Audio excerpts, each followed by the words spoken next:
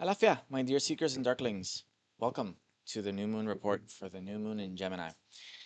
Um, I will be posting this the day after, right? And we'll see how it goes from there. But for those of you that don't know me, are seeing this for the first time, or are just starting to get interested in this sort of thing, my name is Edu. I am the Wave Oracle, and I am running the Wave School and Divination. And this is a new moon report for the new moon in Gemini on May 27 of 2025. So let's get into it. Now, the first thing to talk about is the new moon in itself, right? So there is a new moon every single year, right? This is just when the sun comes conjunct with the moon, astrologically speaking, right? They are one on top of the other, and that's what makes it a new moon. In this case, it happens on the evening of Monday, May 27. Um, and in this particular year, in this particular case, it is also conjunct Mercury, which doesn't always happen. This is a very favorable conjunction because Mercury is the ruler of Gemini, which means, right, that the planet is at home in its home sign, right? So it is working one of the two best possibilities for it. Mercury being the planet of communication, of thinking, and conscious thinking specifically, analysis, short distance travel, relationships with neighbors and siblings, and Gemini being the sign of all these things, right? But Mercury is also the planet of information and lies. So that's something that we're definitely going to have to talk about here. One thing that comes with a new moon in Gemini could very well be a new approach to our conscious thinking, a new approach to the way we speak and communicate, the way we share information, possibly also the way that we analyze and interpret information that we receive, as well as the ways in which we receive information in general, right? But Gemini being what it is, this can also be a change in the way that you see yourself as a sibling, see yourself as a neighbor, because the sun has much to do with the self, the way that you feel about these subjects and about these things, about short distance travel, which usually, in this case, right, if it's short distance, it's usually for day-to-day activities, things like going grocery shopping, things like going to school, if it's close by, things like going to work. That's really what Mercury and Gemini talk about more. Um, but it's also a new approach to not just talking and working with your hands. Gemini rules the hands. It's also a new approach or a new relationship with lies, things that are just not true. Mercury and Gemini also rule opinions, as opposed to things like knowledge of facts, which in a sense it does also rule over. Um, but if it's not knowledge of facts, it's actively things that are untrue or things that are just believed in that may be in a gray area between something that's true and isn't true, or that just can't be proven true or false. Um, that's the area, right, where Mercury and Gemini are at. Now, having a conjunct Mercury means that this is going to be a very talkative new moon. This might also be a somewhat restless and mobile new moon. Um, there might be a lot of pacing at home. There might be a lot of working with our hands, talking with our hands. There might be a lot of walking around the neighborhood to get certain things. There might, or even to do anything that you want to do, just walking around rather than staying home or just thinking about it, right? Um, but that's just the beginning, right? So either our world gets turned upside down as the price to pay for things we did and said out of insecurity and arrogance, or the loss of a charismatic and beloved leader thoroughly changes our worldviews and ideological systems. For many different people, this could be a different leader, a different person. It could be someone in our. It's likelier to be someone in our personal lives, not someone that's a leader. Like, for example, a president. It's not something as big as a president. It's more likely to be something like a mayor, a teacher, religious leader, something along those lines. But still, it thoroughly changes our worldviews, right? For some people, it might be something more like a world leader because they felt really close and they received information from this leader often. They talked about this leader often. I know that, two people that come to mind are Pope Francis, light and progress to him, who passed away very recently. Seems to be changing the way that a lot of people throughout the world think in light of the recent transition, but also the ex-president of Uruguay, Pepe Mujica. Is another one that comes to mind, right? So this might be a time in which we have to rethink the way that we see many things, the way that we talk about many things based on a loss such as that. It might also be facing consequences because we were not honest in a previous point of our lives, or we said something that we genuinely were thinking about, but what we shouldn't have talked about. And so, even though we will be creative and intuitively guided, yet restricted and controlled, instinct, aggression, and drive will grant us a revolutionary new life as much as new ways of thinking and communicating. Right? This has to do with a lot of the other aspects, right? But I don't want to also overdo it with the jargon and um, the aspects and the transits, the terminology. Rather, I want to talk about the results, the manifestations that we can expect from these things, and hence. Um, but I am at least going to reference. There's many things happening in this new moon, because it's not the new moon itself that's so special. It's rather everything that's happening around it and everything it's interacting with. So first we have that conjunction with Mercury. So it might very well be a period in our life that begins at the very least these next 2 weeks, but probably the next 6 months. There's going to be probably a lot of pacing, a lot of talking, a lot of busy work with our hands, a lot of communicating, a lot of reading, a lot of listening, um, and very likely a very different approach to things that are not true, that we are either saying or that are said to us. This new moon is also forming a sextile to Mars in Leo, right? So the way that we can expect to want to act in the world is likely to be in rather public ways, based on our loyalties, whether it is to something or someone or a cause. Um, we can also we're probably also feeling very bold, wanting to do something brave, wanting to do something risky, because we are feeling stronger at this point, or we're feeling like the risk is something that we can handle. And Mars being the planet of aggression and conflict, not just action and initiative and assertion, you can expect all of these things to come together, right?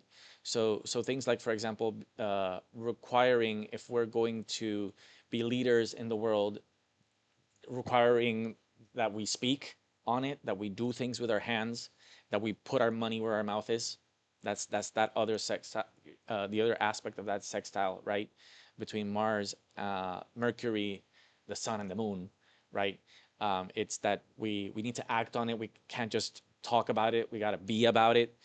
Um, and even more so, considering that we also have sextile to Saturn conjunct Neptune in Aries, right? So that's where the intuition is coming from. That's where the drive is coming from. Our instincts are more psychic than usual, right? There's also a really strong creative instinct, but in order to harness it, or if it isn't really coming through for you, then there's a discipline in using that intuition and using that creativity that needs to be nurtured at this point, that needs to be utilized, right? In order for the conversations to allow us to do the things that we want to do and be leaders and stand up to be counted and seen, and to do these brave and courageous things that I was just talking about. Let's talk about a few things that are coming in with this new moon that are less pleasant. I When it comes to the way that I do astrology and the way that I do divination, right, and the place where I'm working from, um, I avoid forming a bias. I try to catch myself, watch myself, so that when I do reports or I do divination, I avoid biasing the information toward optimism, which is extremely and I think problematically common in New Age and spiritual circles, just trying to make everything seem as positive as possible, uh, potentially resulting in a lot of lying and a lot of misinforming and a lot of watering down just so that it comes across as positive. Um, but I also don't like to fearmonger. I also don't want to fearmonger, right? And so, because what I'm aiming for when I do this sort of thing is not to make you feel better. What I'm aiming when I do this is for the information that I share to be useful. And on that note, right, you can expect some of these conversations and in trying to do these things to stand up and be counted and so on.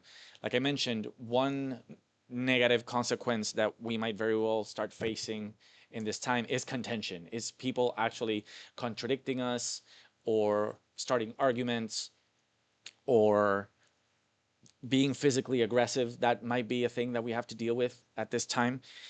But also that some of the things that uh, people tell us, right? Even not trying to be aggressive, even not trying to undermine us. This might even be unintentional, but the things that we hear, the things that we get back, can also be very triggering. Can also be exactly this thing that takes us to a place of hurt and insecurity that we've been working through, that we've been trying to heal from. It might be reminiscent of highly traumatic experiences or insecurities that we think on a lot, right? Um, that being said, it's also a time in which if you face that fear and if you don't prioritize comfort, if you prioritize, you know, uh, embracing the feelings and the thoughts as they come in, if something triggers us, and rather than just reacting, if we sit with it and think, right? Because this is very much a moon about please think.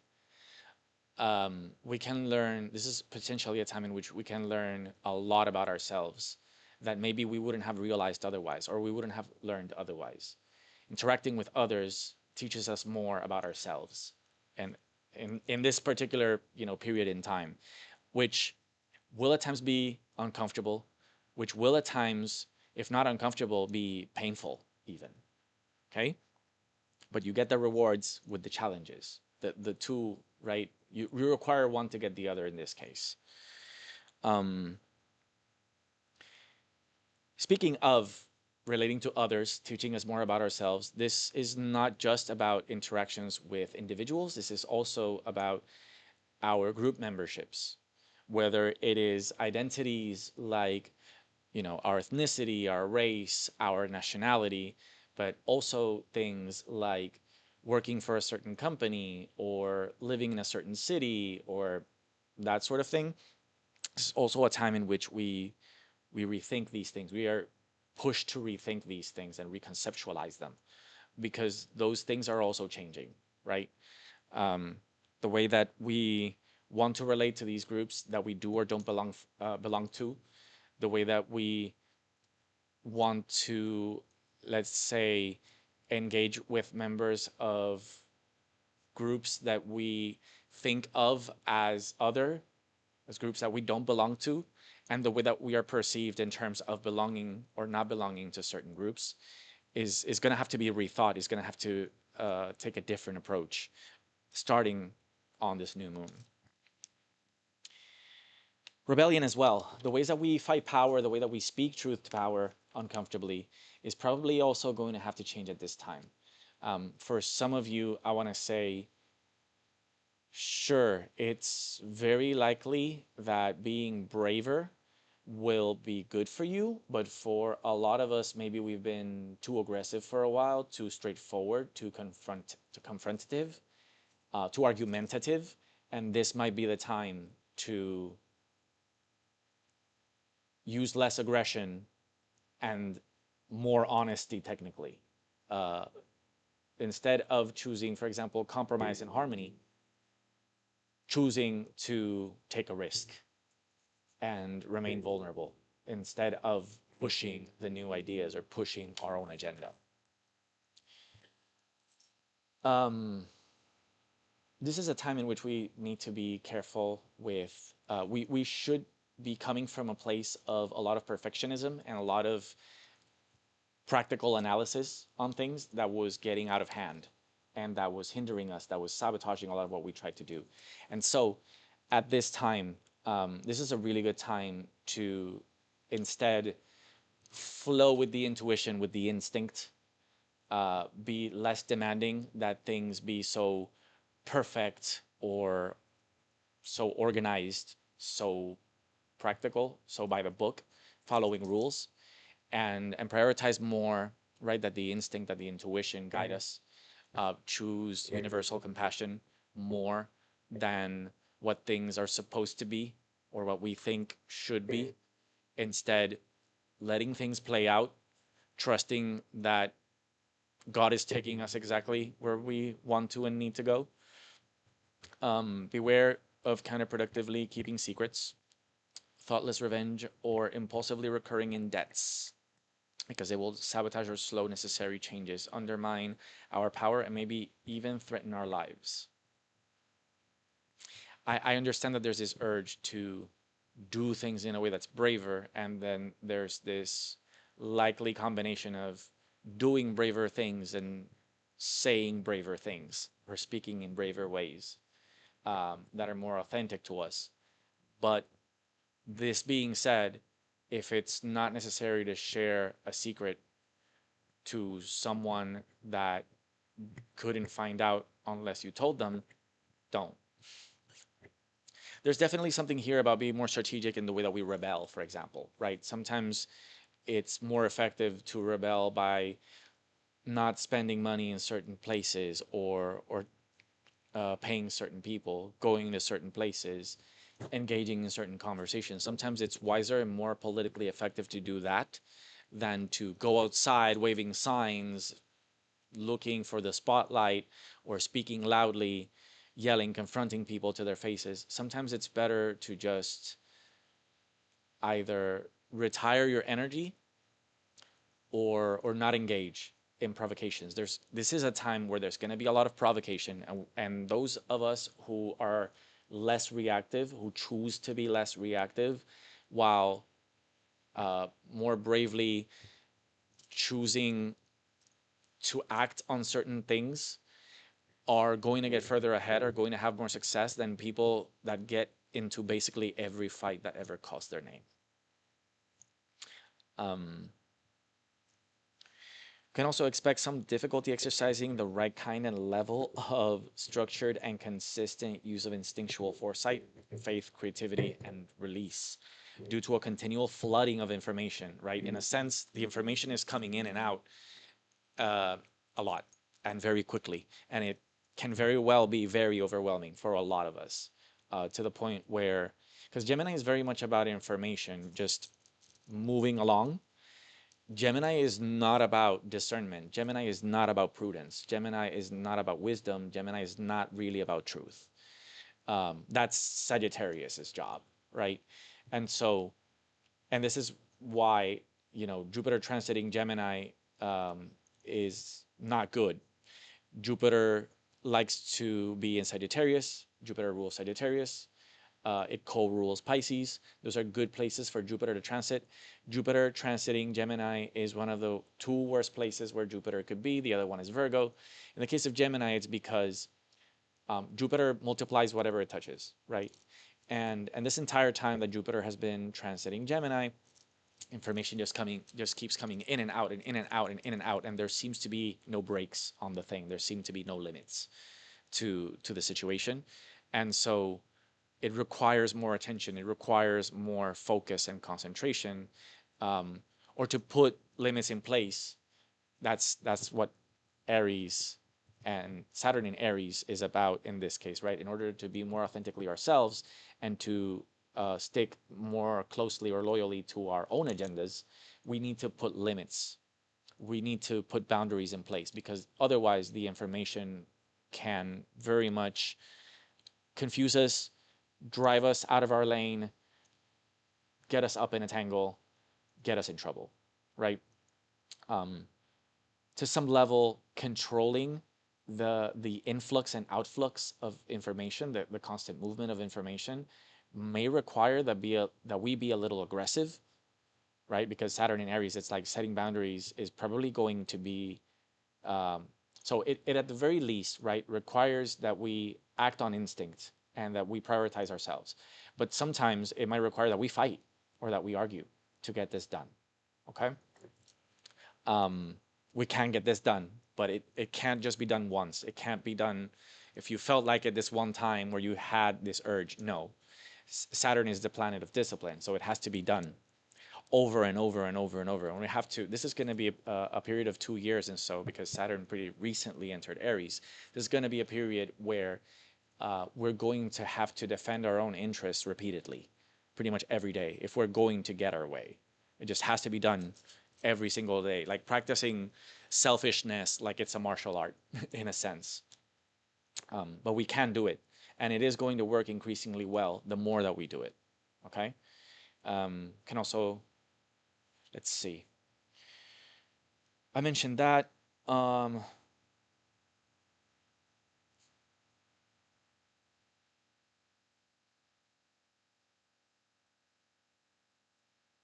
right. There's something here to be said too about so Aries is very much about, let's say, biological instincts, our gut feeling. It's not like Pisces where the intuition kind of doesn't discriminate. It can come from many and any source, right? It can be intuition that comes in through emotion.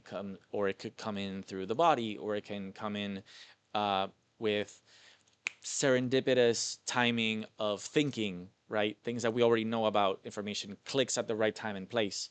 Pisces, in that sense, right, is more about allowing yourself to receive with the cosmic flow that comes in and comes out. Aries is more about biological instinct, that urge to eat, that urge to fight, that urge to uh, go after things that we need, whether it is for a project or for our safety or for our well-being, right? Um, in a sense, it's closer to the body, but it's more centered around the ego, right? And I'm mentioning this, right, that it's important because it's what they have in common is that neither of them is very rational, right?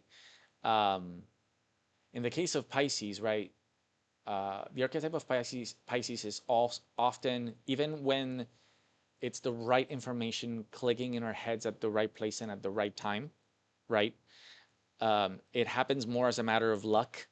It's not a logical process, or it's not a linear logical process. Sometimes we were thinking about something else, and the right idea, the right choice intuitively hits us. And the conclusion that hits us has nothing to do with whatever it is we were talking about or thinking about.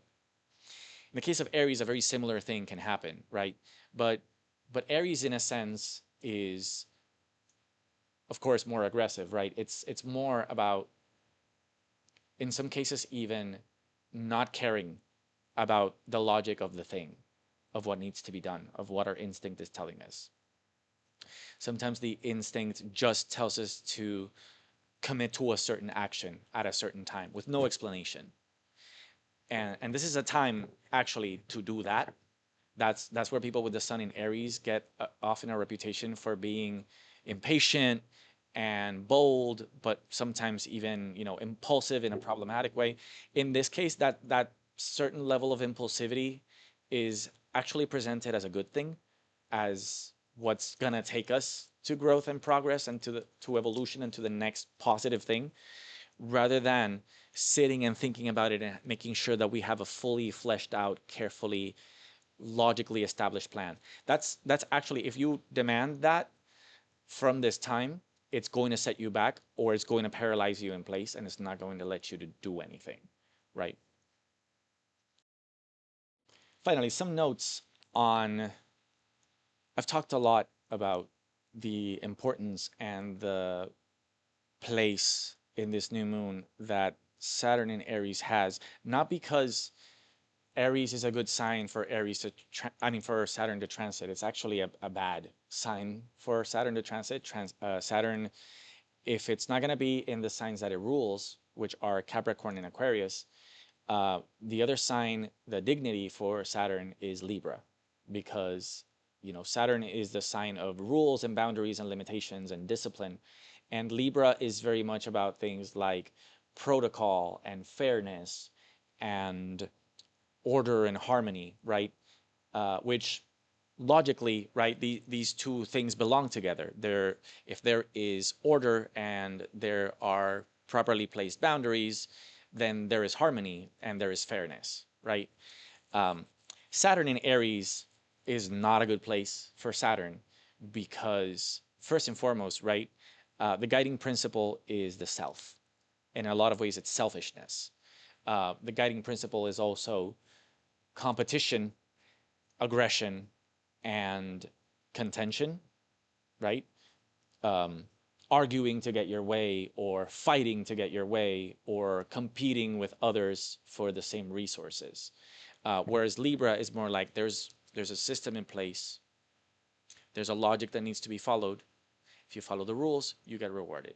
Well, Saturn in Aries, Saturn in Aries also puts together these two things that especially don't seem to make sense to put together, especially at a logical level, right? Impulsivity with discipline, um, war with rules and regulations and limitations. Uh, but it is this that we're going to be working with for the next 2 years and a half approximately. And so, right, a big part of why I've spent a considerable amount of time talking about this technically bad transit of Saturn through Aries is because, in a lot of ways, it's central to a lot of what's going to be happening as of this new moon, right? Like, for example, um, the place that Jupiter and Gemini is getting to forms a square. It's a conflict to Saturn and Neptune in Aries. So we have on the one hand this notion that we're gonna also have evidence for if we try it, that if we just talk or if we just use information as it comes to us, that gets us lucky, that brings us relatively favorable outcomes here and there. But the problem is that at this time, right, it's really hard to entertain that enough and not get carried away and not go overboard. And then there's too much information and then we're lost in the sauce, right? Um, and so it's this combination of growth and evolution with discipline and restriction and structure is going to be very difficult at this time. But then the one that's in charge of putting the brakes, of establishing discipline, first and foremost, is going to be us, right? Um, there is no structure. There, there can be no discipline if we don't practice the discipline and we don't establish and enforce the boundaries, right? Um, so in a lot of ways, uh, responsibility, right, is a major theme here. The next thing is that in order for there to be some level of order, some level of structure, we are also apparently going to have to compete and fight for it, because it's not going to come easy and it's not going to be given to us. And more likely than not, we're going to be facing a lot of situations where if we're going to be treated with respect, we're going to have to make people treat us with respect, because people will go with selfish first. Um, and that's really why I've talked a lot about that, right? Because it's like the center of the whirlpool around which other things that are happening in this new moon circle around, right? All this new usage of information and talking with our hands and work with our hands, and new ways of looking at and feeling about things like I said, talking short distance trips, but and sharing of information, but also lies, right? Speaking things that aren't true, being told things that aren't true, um, which is also very much connected, right? It's going to be affecting the ways that we are changing, the ways that death is acting around us, right? There's also something here about, people in our vicinity changing the way that we talk and we think consciously and we work with our hands and we feel and we talk about ourselves based on people in our vicinity that die. I don't know why new agers are now trying to pretend that Pluto isn't about death. Pluto is about death. You can, semi-reasonably predict someone's death by looking at their Pluto placements and aspects. Well, it happens with transits, right? Um, when you look at Pluto, yes, you look at shared finances, you look at transformations, you look at change, you look at sexuality, which is a topic that I have not covered in this report. Um, if you want me to talk more about interpersonal relationships in a next report, definitely tell me about it. But for now, right, getting back to the topic at hand, Pluto is very much also about death. So the way that we talk, the way that we work with our hands, are the way that we feel about and understand things that are not true or that are just opinions that we are told is likely to be affected by death, by people in our lives that die, or people in the world that die, or people that we witness die throughout our day to day, or that we learn about their death in things like social media, the news, whatever. Gemini very much often has a lot to do with journalism and reporting, right? As a profession. Um, but this is all centered and mediated and very much defined how much goes well or goes badly or happens, right? Because Saturn is also a planet of restriction, of constriction. It shrinks things and reduces their ability to influence or act. Um, it's very much going to be mediated by Saturn. Despite the fact that Mercury is technically in Gemini, since this new moon conjunct Mercury happens in the very, very early degrees of Gemini, um, it's conjunct Uranus in Taurus.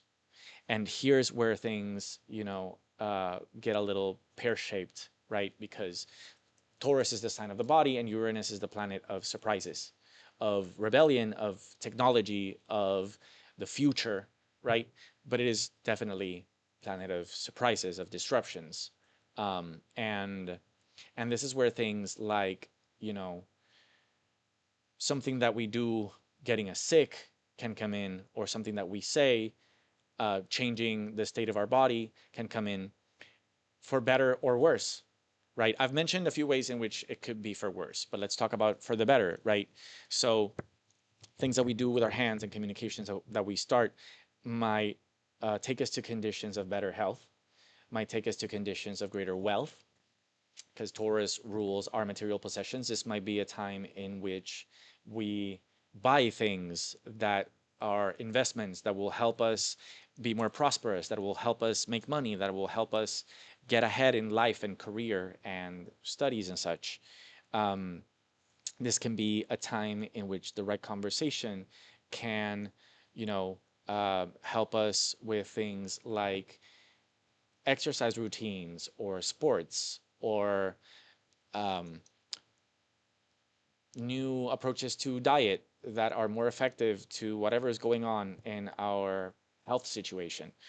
So that's definitely in there, but more likely than not, these revolutionary new approaches are either fringe things that not really a lot of people are doing. If it's like all the rage and it's supposedly like against the system, it's probably not it.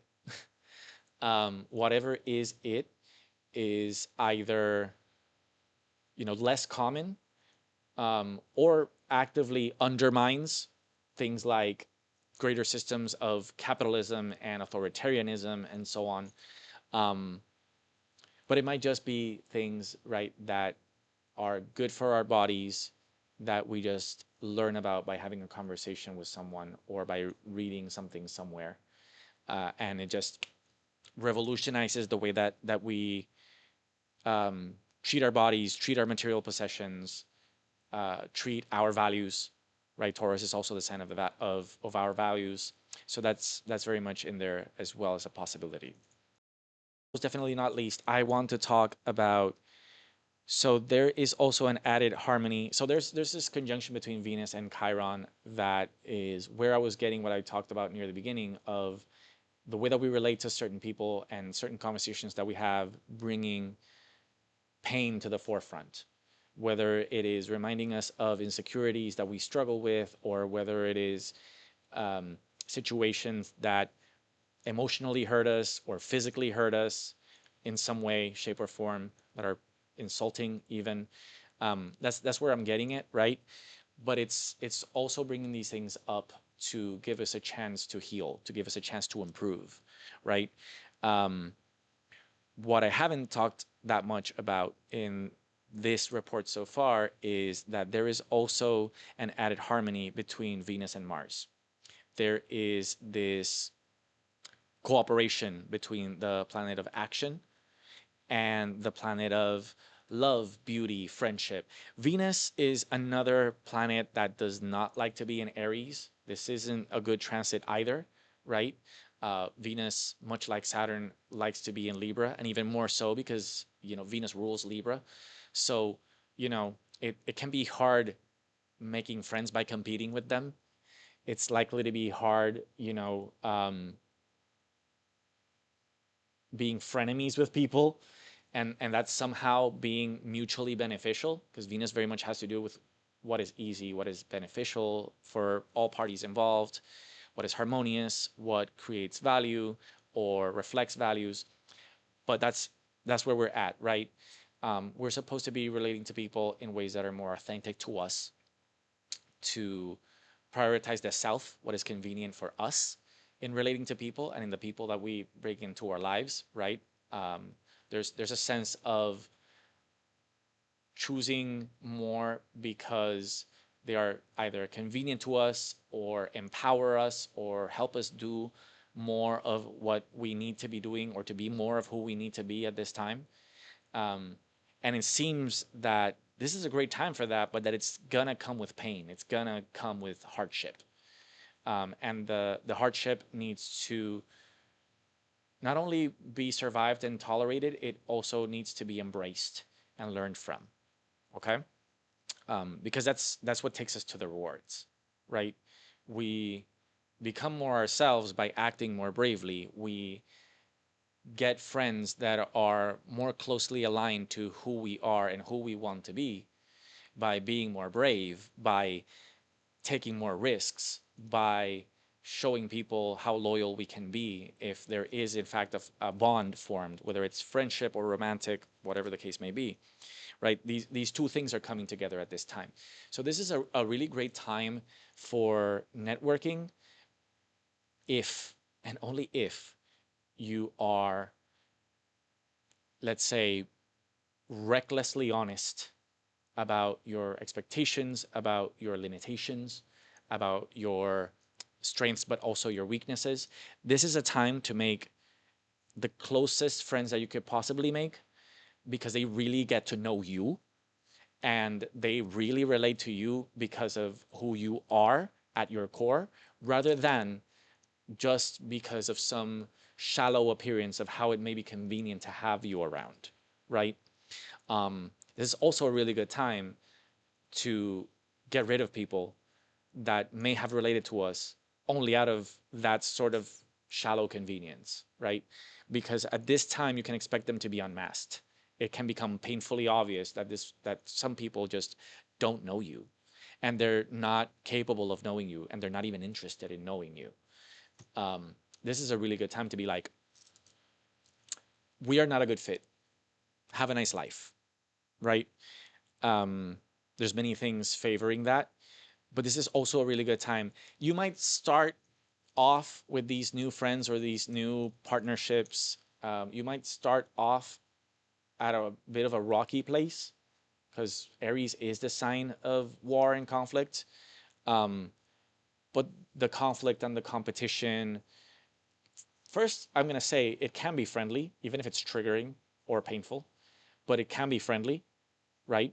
Um, and and it's also its own style of bonding, which might very well lead to, people being closer friends or better friends, because you already had like an arm wrestle with this person, so you know what they're good at, you know what they're bad at, you know where they're coming from, you know what they're like when they're angry, and so and you survived that, or even it favored you, and so you don't have to be afraid of that, and you don't have to.